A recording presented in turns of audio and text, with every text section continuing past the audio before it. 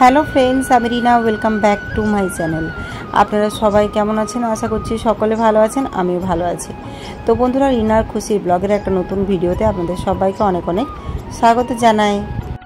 তো বন্ধুরা, এটা হলো হোলির আগের দিনের সন্ধ্যাবেলার ভিডিও।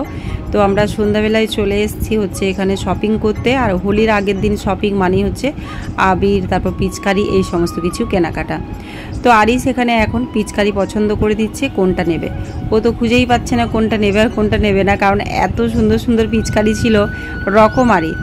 তো যাই হোক, আরিসের জন্য একটা পিচকারি আমরা পছন্দ করে নিয়েছিলাম। ও কোনটা নেবে তবুও একটুখানি ও দেখে নিচ্ছে, কারণ বাচ্চাদের জিনিস নেওয়া মানে কিন্তু সব জিনিসগুলি ভালো করে দেখা। ও তো প্রত্যেকটা জিনিস ভালো করে দেখবে, তারপরও নেবে। ও কেন, প্রত্যেকটা বাচ্চারই তাই ধরন। তারপর ও পিচকারিগুলো দেখছিল জল দিয়ে কীভাবে ঠিকঠাক চলছে কিনা, কারণ ওখানের ভাইয়াটা সমস্ত কিছু দেখিয়ে দিচ্ছিল। তারপর হচ্ছে এটাও নেয়নি। তো এটা থেকে একটু জলটা ভালো বেরোচ্ছিল না, সেই জন্য এটা নেয়নি। তো আবার সেকেন্ড আরও অনেকগুলো দেখেছিল, তার মধ্যে ফাইনালি ওই যে পিচকারিটা নিয়েছিল সেটাও টেস্ট করেছিল ঠিকঠাকভাবে জল বেরোচ্ছে কিনা। তো সেটা দেখাচ্ছি কোনটা নিয়েছিল। তো বন্ধুরা, এটা নিয়েছিল ও।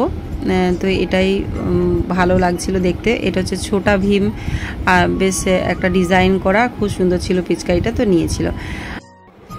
তো বন্ধুরা, আমাদের যেগুলো কেনাকাটা করার ছিল আবির, তারপর পিচকারি, এই সমস্ত কিছু নিয়ে আমরা ফিরে গেছি। আর এখন হচ্ছে সোসাইটিতে। আর ফেরার পথে দেখলাম বাচ্চারা হচ্ছে সবাই খেলছে, তো আরিসও সেই জন্য ওর বন্ধুদের কাছে গেল। এটা হচ্ছে ওদের টিম। তো ওদের অলমোস্ট সবাই সেম ক্লাসেই পড়ে, সব 4-5-এই পড়ে সব। আর ওরা এখন খেলছে। হোলি তো কালকে, কিন্তু আজ থেকেই যেন একটা সুন্দর পরিবেশ, কারণ আজকে হচ্ছে হোলিকা দহন। হোলিকা দহন হবে, সেই জন্য এখানে ব্যবস্থা রয়েছে, পুজো আচ্চা হবে, চারদিকে গান বাজছে, বাচ্চারা খেলে বেড়াচ্ছে। ওই যে আরিস ওর বন্ধুদের সঙ্গে এখন ছুটে বেড়াচ্ছে। আর সব বাচ্চারা তো আজ থেকেই হোলি খেলা শুরু করেছে। হোলি তো কালকে, কিন্তু আজ থেকেই হোলি খেলছে, কারণ ওরা চারদিকে একদম পুরো জল নিয়ে, কালার নিয়ে খেলা শুরু করেছে। তো আরিসকে কোনো রকম বুঝিয়ে বললাম যে আজকে অন্তত জল নিয়ে খেলিস না, কালকে তো সারাদিনই জল নিয়েই খেলবি। তো কোনো রকম ওকে ওর হাতের থেকে পিচকারিটা নিয়ে আমি ঘরে রেখে এসেছি। তারপর ওকে বললাম তুই এমনিই খেল। তো এখন সবাই সন্ধ্যাবেলায় মোটামুটি রেডি হয়ে চলে এসছে। তারপর এখানে হচ্ছে হোলিকা দহনের জন্য পুজো হবে, আর সুন্দর করে সবাই পুজো করছে, এই দেখুন। তো বন্ধুরা, হোলিকা দহন পুজোটা কেন করা হয় সেটা আপনাদের সাথে শেয়ার করছি। অনেকেই হয়তো জানেন আর অনেকেই জানেন না, তবে যারা জানেন না তাদের জন্য আমি বলছি।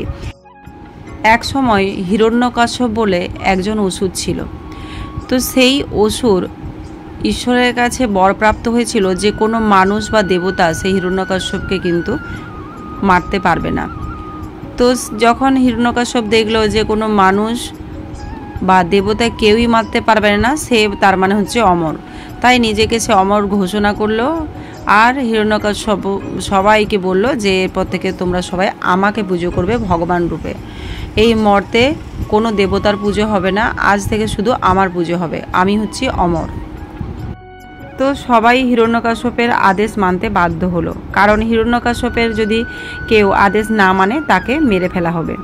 সেই জন্য সেই অসুরের রাজ্য এবং সমস্ত জায়গাতেই হচ্ছে হিরণ্যকশ্যপকে পুজো করা শুরু করা হলো।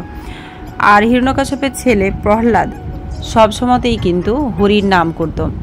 আর হরি এতটাই হরিভক্ত ছিল যে হরির নাম ছাড়া কিন্তু সে জলগ্রহণও প্রহ্লাদ করতো না। সকাল, সন্ধ্যা, দুপুর সব সময়তেই ভগবানের নাম। আর তাতে হিরণ্যকশ্যপের খুব রাগ হলো।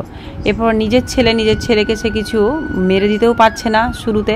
তো তাকে আদেশ দেওয়া হলো, রানীকে বলা হলো যে যেন তার ছেলে শুধুমাত্র হিরণ্যকশ্যপেরই নাম নেয় এবং হিরণ্যকশ্যপকেই পুজো করে, আর হরি পুজো করতে যেন বন্ধ করা হয়। কিন্তু প্রহ্লাদ শুনে না, সে হরির নাম কিন্তু জপেই যায়। তো শেষ পর্যন্ত এতটাই বিরক্ত হলো হিরণ্যকশ্যপ, সে ছলনা নিল। সে ছলনা কেমন নিল, বিভিন্নভাবে কিন্তু প্রহ্লাদকে মারার চেষ্টা করা হলো, যে তাকে কিভাবে মারা হবে, কিন্তু প্রহ্লাদকে কোনোভাবেই সে মারতে পারলো না, কারণ স্বয়ং ভগবান প্রহ্লাদকে হচ্ছে রক্ষা করছেন। হিরণ্যকশ্যপ অনেক চেষ্টা করেও কিন্তু প্রহ্লাদকে হরির নাম নেওয়া থেকে বিরত রাখতে পারলেন না। তো তো একদিন হিরণ্যকশ্যপ কী করলো, তার বোন হোলিকার কাছে গেল। তো হোলিকাও ছিল একটি রাক্ষসী, আর হোলিকাও হচ্ছে ভগবানের কাছে বরপ্রাপ্ত ছিল যে তাকে কেউ কিন্তু মারতে পারবে না, আর আগুনও তাকে পোড়াতে পারবে না। তবে ভগবান তাকে একটি এমন ওড়না দিয়েছিল যে ওড়নাটা যদি মাথায় দিয়েও সে আগুনেতেও যদি বসে থাকে তাহলে আগুনও কিন্তু তাকে স্পর্শ করতে পারবে না, মানে আগুনও তাকে পোড়াতে পারবে না। তো তখন কি করলো, তখন হিরণ্যকশ্যপ বলল হোলিকাকে যে তাহলে প্রহ্লাদকে হচ্ছে যেন কোলে নিয়ে সে আগুনের মধ্যে বসে ওড়নাটা মাথায় দিয়ে, তাহলে হোলিকা হচ্ছে কিছু হবে না, হোলিকা আগুনের মধ্যে বসে থাকবে, অথচ প্রহ্লাদ হচ্ছে আগুনে পুড়ে যাবে। তো একদিন একটা এমন ব্যবস্থা করা হলো যেখানে সমস্ত রাজ্যের মানুষ এসে দাঁড়ালো, আর সেখানে একটা আগুন জ্বালানোর ব্যবস্থা করা হলো, আর সেই আগুনের মধ্যে হচ্ছে প্রহ্লাদকে পোড়ানো হবে। কারণ কি, কারণ হচ্ছে সে হরি নাম নিচ্ছে সেই জন্য। তখন প্রহ্লাদ কিন্তু সেটা জানতো না। তো এদিকে হোলিকা প্রহ্লাদকে কোলে নিয়ে যে আগুন জ্বালানোর ব্যবস্থা করা হয়েছে সবচেয়ে টপে গিয়ে, মানে সেই জ্বালানি যেগুলো রাখা আছে তার উপরে বসলো, আর এদিকে প্রহ্লাদ হরির নাম করতে শুরু করলো। তারপর যেই সেই জ্বালানির মধ্যে যেখানে আগুন জ্বালানোর ব্যবস্থা করেছে সেখানে আগুনটা ধরানো হলো, অমনি একটা দমকা হাওয়া এসে হোলিকার মাথায় যে ওড়নাটা ছিল সেই ওড়নাটা উড়ে প্রহ্লাদের মাথায় পড়ে গেল, আর তখন আগুন কিন্তু পুড়িয়ে দিল হোলিকাকে, আর এদিকে প্রহ্লাদ হচ্ছে বেঁচে গেল। তো হিরণ্যকশ্যপ ভেবেছিল যে হোলিকা হচ্ছে এখানে বেঁচে যাবে আর প্রহ্লাদ হচ্ছে এখানে পুড়ে যাবে, কিন্তু তার উল্টো হলো, কারণ রাখে হরি মারে কে, তাই না? তো এই ছিল হোলিকা দহনের একটা গল্প নয় সত্য। কারণ আমাদের ভারতবাসী, আমাদের ভারতের পুণ্যভূমিতে এরকম অনেক সত্য ঘটনা, এগুলো গল্প বললে ভুল হবে, কারণ হচ্ছে এগুলো সমস্ত কিছু সত্য, যার থেকে কিন্তু আজও অবধি পূজা আচ্ছা সমস্ত কিছু পালন করা হয়ে থাকে। তো সেই থেকে কিন্তু ভারতে আমাদের এই যে হোলিকা দহন সেটা কিন্তু পালন করা হয়, আর এরকমভাবে একটা আগুন জ্বালানোর ব্যবস্থা হয়, আর এটাতে মানা হয় যে এখানে যারা এই পুজো করে এবং মনে মনে আর কি হরিকে স্মরণ করে, হরির নাম নেয়, তো হরি সেখানে হচ্ছে বিষ্ণু, মানে হরি হচ্ছে সবার মনে বাসনা পূর্ণ করে। তো এখানে সবাই জলের ধারা দিয়ে পুজো করছে। তো এটাই ছিল হোলিকা দহনের একটা মানে সত্য ঘটনা, মানে পৌরাণিক ঘটনা, যেটা সবাই ম্যাক্সিমাম সবাই জানে, তবু আমি জানালাম, ভাবলাম যে ভিডিওটাতে বলি, কারণ হচ্ছে হোলিকা দহনটা হচ্ছে আর এই সময় যদি এই ঘটনাটা বলি তো সেটা ভালোই লাগবে শুনতে যারা জানেন না তাদের জন্য।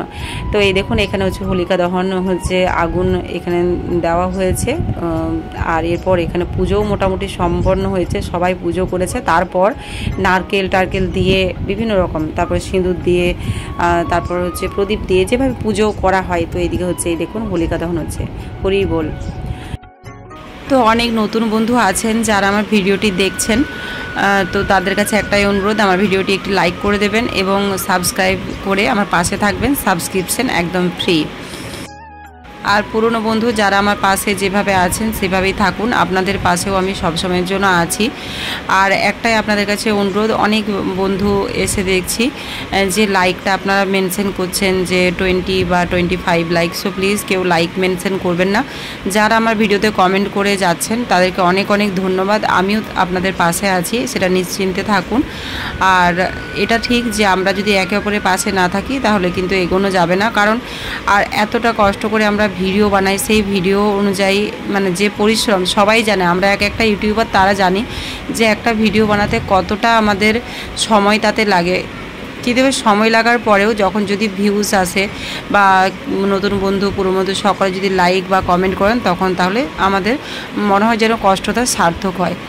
তো এটুকুই আপনাদের কাছে রিকোয়েস্ট যে আমরা এগিয়ে যেতে তখন পারবো যদি আপনারা আমার পাশে থাকেন। তো যদিও এটা আমার প্যাশন, এটা আমি অনেকটা ভালোবেসেই এই ভিডিওগুলো বানাই, কারণ এই ভিডিও বানাতে আমার ভীষণ ভালো লাগে। যে ফ্রি সময়টা পাই সে ফ্রি সময়টা আমি রেস্ট না করে আমি এই ভিডিওগুলো বানাই, এটা আমার একটা শখ। তো অনেক সময় শুধু আমি কেন, আমার মতো ছোটো যারা ইউটিউবার প্রত্যেকে তাই করেন। তো আপনাদের প্রত্যেকের কাছে একটাই রিকোয়েস্ট, যারা আমাদের ভিডিওগুলো দেখেন প্রত্যেকের ভিডিওতে লাইক এবং কমেন্ট এবং সাবস্ক্রাইব করে পাশে থাকুন, এটুকুই বলবো। আর আমার আজকের হোলিকা দহনের ভিডিও কেমন লাগলো সেটাও আমাকে কমেন্ট করে জানাতে ভুলবেন না। আর কমেন্ট আপনারা যারা কমেন্ট করেন, অনেক নতুন বন্ধু আছেন কমেন্ট করেন, আমার ভীষণ ভালো লাগে নতুন বন্ধুদের কমেন্ট পেয়ে। এখন রিসেন্ট দেখতে পাচ্ছি অনেক নতুন বন্ধু আসছেন এবং ভালোবাসা রেখে যাচ্ছেন। তো আমি ভীষণভাবে সত্যি কথা বলতে আমার খুব ভালো লাগে যে আপনারা আমার পাশে আছেন। তো আপনারা যদি এরকমভাবে আমার পাশে থাকেন তাহলে আমি এগিয়ে যেতে পারবো, তা না হলে ভিডিও বানানোর একদমই ইচ্ছা করে না। যদি ভিডিওতে ভিউজ না আসে আর ভিডিওতে যদি সেরকমভাবে কোনো লাইক কমেন্ট না আসে তখন আর সত্যি কথা ভিডিও বানাতে ভালো লাগে না।